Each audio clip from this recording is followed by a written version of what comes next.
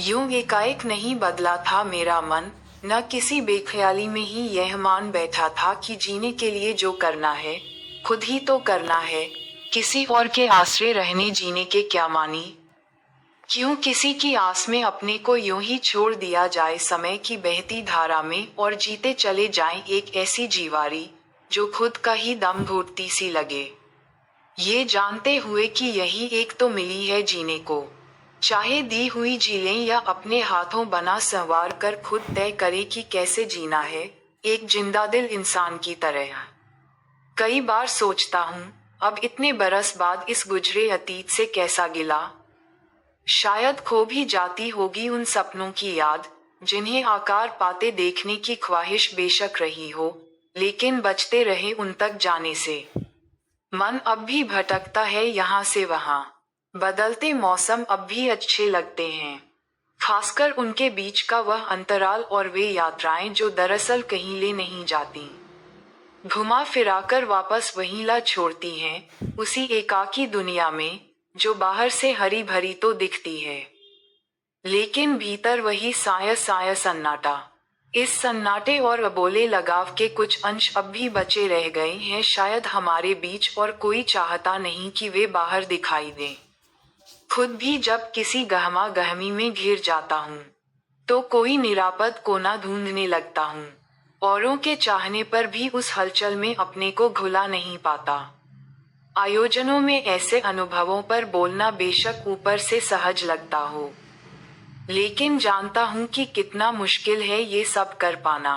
कई बार तो इसी दुविधा में खुद से जिरह कर बैठता हूँ कि आखिर क्या होगा कहीं कुछ कहने से। अक्सर लौटकर आती आवाजों और लोगों की प्रतिक्रियाओं से ही कुछ अनुमान कर पाता हूँ कि जाना अकार्थ नहीं गया शायद। किसी बड़े आयोजन में मिले मान सम्मान और अपनेपन से खुश होना तो स्वाभाविक था ही। समाप्ति पर उसी उमंग को मन में संजोए लोगों के बीच अपने लिए रास्ता बनाते जब मंच से नीचे उतरा, तो अचानक उसे सामने पाकर कैसा हिचकिचा गया था। वह अपनी सहेलियों के बीच बैंगनी नीले कुर्ते पर सुर्ख चुन्नी को माला की तरह धारण किए विस्मय की तरह खड़ी थी, जैसे भादों की हल्की झड़ी में रंग बिरंगे फूलों से लदी झाड़ियों के बीच एक पतली सी पगडंडी पर बरसों पहले कुछ ऐसे ही सजीले परिधान में अपनी बाल सगाती मेहुल को पुलक में खड़े देखा था, जो मेरा ही पीछा करते उस हल्की बारिश में घर से निकल आई थी अकेली, और मैंने उसके इस तरह आने को महज एक इत्तेफाक की तरह लिया था।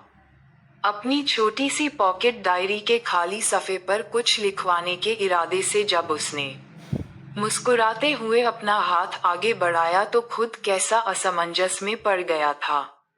ऐसा नहीं कि ऑटोग्राफ देने का ये कोई पहला अवसर था, पर जाने क्यों उसे इस तरह ऑटोग्राफ देने का कोई औचित्य अपने तई खोज नहीं पाया, जिसकी एक बड़ी वजह यही थी कि वह स्वयं उसी आयोजन में एक नवोदित प्रतिभा के रूप में पुरस्कृत हो चुकी थी। संयोजक ने इसी मनस्वी को जब अपनी बात कहने के लिए मंच पर बुलाया तो उसने कितनी उमंग से अपने प्रिय विनपाखी पर एक छोटी कविता प्रस्तुत की थी, मुरहन, वही मुरहन जो बरसों पहले किसी पक्षी विहार में उन्मुक्त विचरती उस बैंगनी नीली चिड़िया की याद ताज़ा कर गई थी। पंछियों के झुंड में बेपरवाह अपने ही गुमान में विचरण करती इस मुरहन का अपना अलग ही आकर्षण होता है। कोई उसे मुर्ग भी कहता है तो कोई कामपाखी।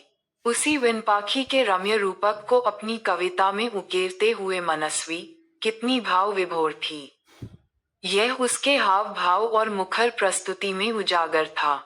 मन में उभरती ऐसी ही छवियों के बीच जब उसने फिर से अपना आग्रह दोहराया तो उसे ना कहने का कोई रास्ता मुझे नहीं सूझा।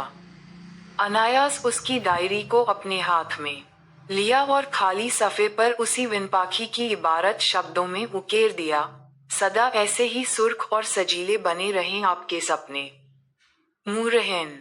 और उसके नीचे अपने दस्तखत कर डायरी उसे लौटा दी। उसने मुस्कुराते हुए शुक्रिया अदा किया और पीछे हटकर अपनी सहेलियों के साथ उसी हॉल में एक कोने में अलग खड़ी हो गई। हॉल से बाहर चाय नाश्ते के दौरान जब भी उस पर नजर पड़ी, उसे अपनी ओर उत्सुकता से देखते पाया।